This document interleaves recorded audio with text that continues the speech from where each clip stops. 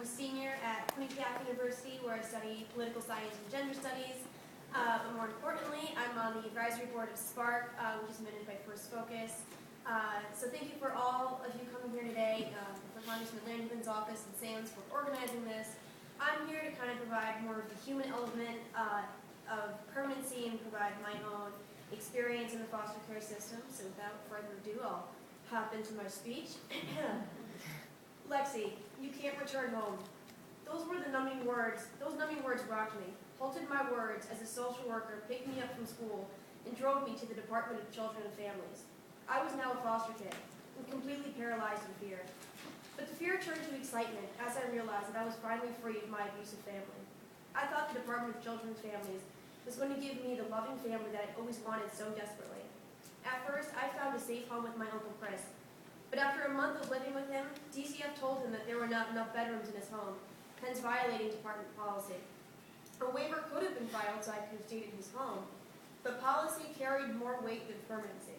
Bureaucratic technicalities and an uncommitted social worker forced me out of my uncle's home and into my first homeless shelter. When I moved in, the staff watched as I struggled to carry trash bags filled with the few belongings that I had left.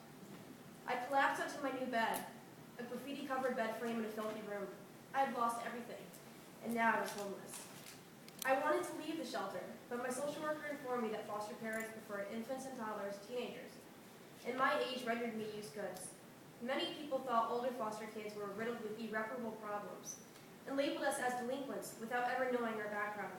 The only options for me were short-term, because foster homes for teenagers were in short supply. I could not understand why somebody wouldn't want me. At one point, I even begged my social worker to allow me to write a short piece about myself so that potential foster parents could realize I was a really good kid and maybe they would offer me a family. But a foster family never came around, and I began to wonder why no one in the world would love me enough to save me from the shelter.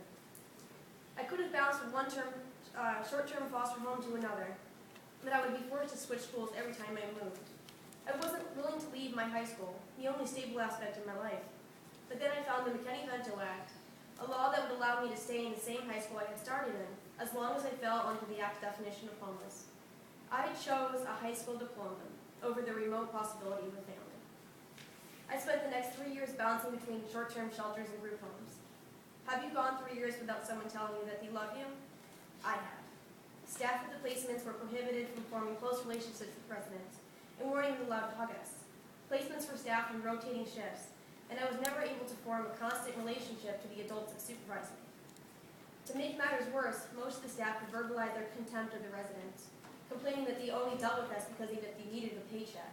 I didn't understand why I was taken from people who didn't love me, only to be given adults who couldn't care less. Forming relationships outside of the group home was impossible, because DCF required extensive background checks on anyone that I interacted with.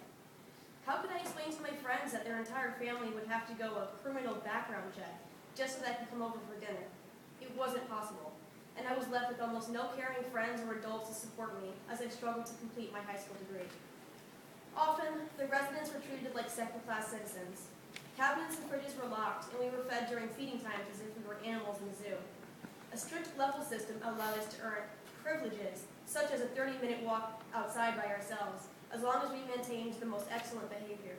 I could not understand why I had to act perfectly just to have the basic social privileges of a child. Why was I being penalized for having been removed from an abusive home? I felt like a wrongly accused offender, spending time in prison for somebody else's crimes. I cycled through placements until I graduated from high school. I was still living in a group home and would have no family to rely on when I left for college. How did you spend your summer before college? I spent my summer searching for a basement to place all my belongings that would not fit into the dorm room that would become my home. The staff at the group homes were the only adults I knew, but policy prohibited them from contacting me when I moved out. As a result, I started my freshman year without any dedicated adults to help me acclimate to a college campus.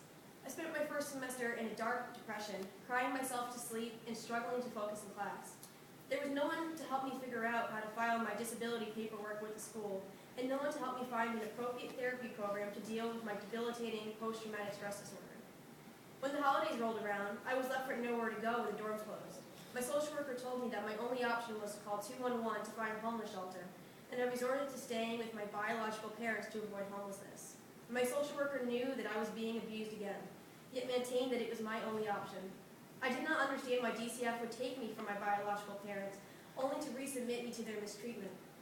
Last year, I found out that my social worker did actually not know the policy, and that DCF was actually required to supply me with a safe place to live.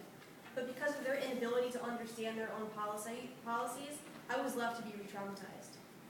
Going through college without a permanent supportive adult has been incredibly difficult. Somehow, despite all of my challenges, I've managed to maintain an 8 average, and even spent 1 year working for one of the most incredible members of Congress, Congressman McDermott. Sometimes people call me a success story, but I wish that they saw that below my superficial achievements, there are parts of me that will always be broken. I lack crucial life skills and still have a very small support system to help me manage all of life's difficulties. I have countless medical complications and surgeries I suffer as a result of a chronic illness that stems from the child abuse, but have no one to help me understand how to manage it. I suffer from reactive attachment disorder, which formed at birth and was exacerbated by the lack of a constant caregiver while in foster care.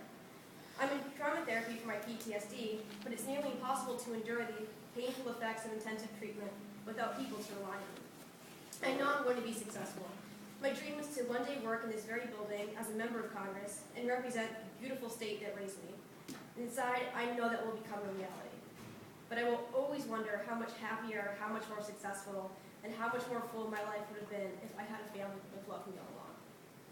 I could offer you a number of arguments on why we should invest in providing homes for every child in our country, but I wish I could just package all the feelings I have as I tell you this right now so that you could understand the lifelong pain that results from lack of permanency. Family is the most organic unit in human life, and no government agency could ever accurately replicate it. Instead of focusing on group homes, we must realize that there is no substitute for a family. I urge you to take my story and use it as fuel to work to ensure that no other child experiences what I went through. And I look forward to working with you in that journey as colleagues, friends, survivors, and defenders of our children.